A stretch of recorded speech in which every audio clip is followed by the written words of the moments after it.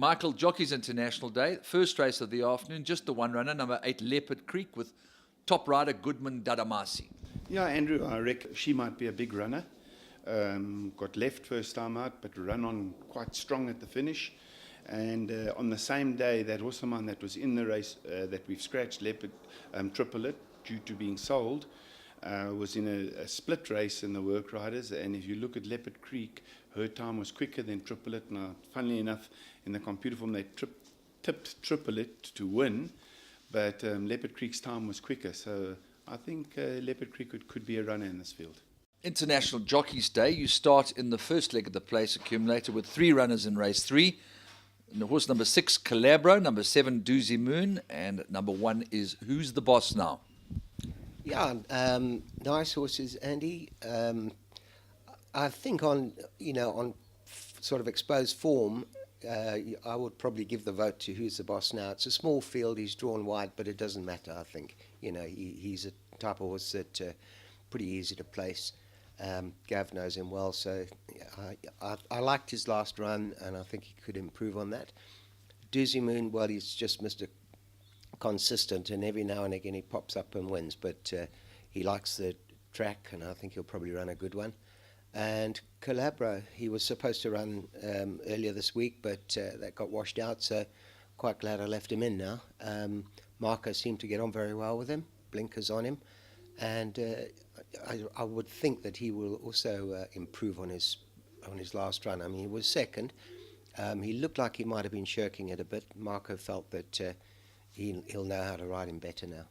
Wheel of Time in the first leg of the place accumulator, obviously supposed to run in the abandoned meeting, but won a good race in his last start. Yeah, very well bred horse. He's showing us some very decent work at the moment. Look, I think post run. Look, in all fairness, it is looks like quite a competitive handicap there, and it is his first run out the maidens against older horses. Just on his work alone, I think with him being quite well at the moment, I'm expecting a decent run from him. You're triple-fisted again in the 4th race with all of Flaming Hot, Secret Potion, and Truth of Beauty, Shamey Heffernan, PJ McDonald, and Corey Brown. A little bit tough for the international jocks to have to ride. In the case of Flaming Hot, first-timer, maiden, over a mile. She was a little bit troublesome at the gates, and we think we've got her sorted now. But not a bad filly, but liable to need the experience. Truth of Beauty, much better. She ran over 1,700 at the Val last time. Looks like she stays a mile, certainly. And I think she's sort of maybe now improving. And Secret Potion, I thought, she gave a very nice run on her debut. Clearly looking for this type of trip. And liable to, I think she should be a big runner there. Not going to Hollywood, but seems to be getting there slowly. Yeah, look, she's run a few places, before. With all due respect, doesn't look like a particularly strong maiden filly's field. Well, with her being drawn 8 on the inside track over a mile, she's got to have a bit of luck in the running. Look, if she brings her best foot forward, I mean, I won't discount her certainly for the placings. Yeah, I was thinking the same thing. Stake check for her. Race 5 sees 2 runners in DIONYSSUS, number 8, and horse number 11, the Marsman. Yeah, I think the trip should suit them. The Marsman, a little horse, and I must be honest, he's run like a 4th and a 5th. I've been mildly disappointed because I thought he was, a little bit better than that, but maybe just hasn't, the penny hasn't quite dropped yet. But not a bad little horse, and I think he will enjoy this trip. He's a Mambo in Seattle, and so, very likely to stay. DIONYSSUS, I must be truthful, first time out, I expected a more forward run from him. He's shown some very nice work at home. Being by JPEG, I think he's going to relish the trip. So, hoping for improvement from the Marsman and expecting it from DIONYSSUS. You've managed to get Anthony Delpeche aboard. Yeah, funny enough, Gav must feel a bit aggrieved because Gav has been hunting this horse for a while and he has ridden him. And Gav was declared to ride him. It was a normal race, and then they decided to make an international race due to the fact that the races were short of, international races tended to be short of horses, and as it so turned out, Anthony was on Michael de Kock's horse and Gavin was on my horse. And when they redid the draws, the jockeys got reversed right. So Gav's landed up on Mike's horse and Anthony's landed up on mine. But both stables have got able jockeys, and I think my horse is a big runner. And I'm quite happy with Anthony. So please God, everything works out for us and the horse runs well. Tries a bit of ground for the first time. Yes, you know, I think maybe it's what he's looking for.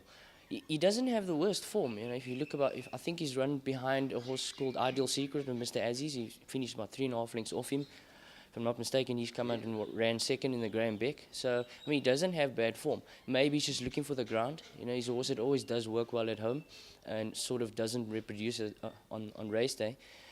Look, my thinking is probably with a step up in trip, he should enjoy it. Obviously, with the rider on top, it will be a big bonus for him. So, let's hoping for a forward run from him. I think it's worth noting in race 6 that Ali Bon Dubai was slow out the gate last time, and possibly even further than is recorded, and the pace of the race also didn't suit him. Yeah, unfortunately, he got left about, I thought about 4 lengths, but to make matters worse, you know, he quickly caught up to the back of the field, and we're used to him racing from way off the pace, but this was too much as it turned out, because they really pulled it up around the corner, and he was out of his ground turning for home. Made good inroads up the straight, but was really never going to get there, you know, with them having gone so slow. I have the impression anyway that he will stay this 3,000 meters. He's one of those horses, I think he doesn't pull, just switch him off. If he does get left, he's got plenty of time to get back into it, surely. But I think he's the type of horse that if you can just leave him alone, he's going to give you a good finish. So obviously we'll just ride him quietly and hope to see that good sprint finish that he's got. Yeah, I think in this instance you probably would give instructions, even though, you know, under normal circumstances you wouldn't give Gavin Larena or one of your regular jockeys instructions. But in this case, with Martin Dwyer making his acquaintance with this horse for the first time, probably necessary. I think most definitely. I'll just tell him, look, if you get left, don't panic. And certainly on the inside track, don't run wide. So it's not a big field, I think 12 runners. So he must just, if he does happen to come out well, we've pulled the blinkers off, and we did jump him out the gates without blinkers back at Reinke's here, and he was straight away. He jumped with the other two. He went with 2 other horses. He jumped on terms. So I'm just hoping it's not a mental thing with him when he gets in a race that he, you know, just doesn't want to jump. But if he does jump well, we'll still ride him quietly, and if he jumps slow, we'll just go tuck in at the back. Yeah, we're pretty fortunate to have a jockey of his caliber on his back. Corey just having won the Melbourne Cup, talented rider, world-class jockey. Craig Zaki was due to ride him in the normal race, and this also changed over to the international jockeys race. He won quite easily with Craig last time, and Craig, he said he will tell Corey exactly how he thinks he should ride him. And I think Corey, being the jockey that he is, will work it out for himself. Yeah, she's a funny filly, this filly. You know, if she puts it all together, she could be competitive. I think she's a filly that needs a bit of time.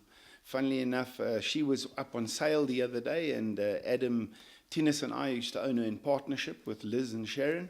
And Adam bought her back. He said, Dad, I want to buy this filly back for myself. And he wants to breed with her in a year or so's time and send her to Patala Palace. So she'll be racing in Adam's colours. And I think she could be a filly that'll pick him up a couple of races.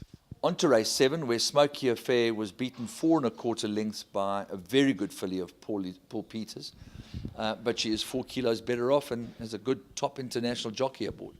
Yes, obviously a great privilege to have an international rider of his caliber aboard her. She is a hot filly, but she's got lots of potential. She's got very good form behind her. I thought it was a good run from her last time.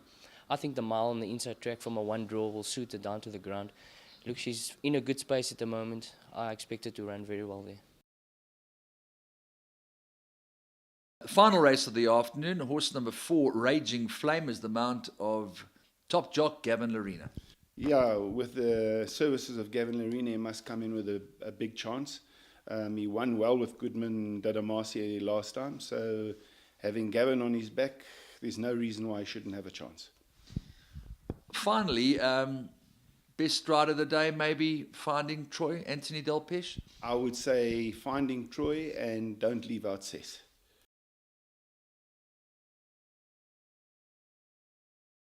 You may have been of the opinion that Zouave is probably best over sprinting types of trips. Timothy thinks that he stays, but you're going 1450, and you must have been very well pleased with his sprint behind some high-class Horse of the Year type horses. Yeah, I was. I actually felt like I'd lost a pound and found a penny, because I was really hoping that sprinting was going to be his forte. Maybe in handicap class, but certainly not at pinnacle level class.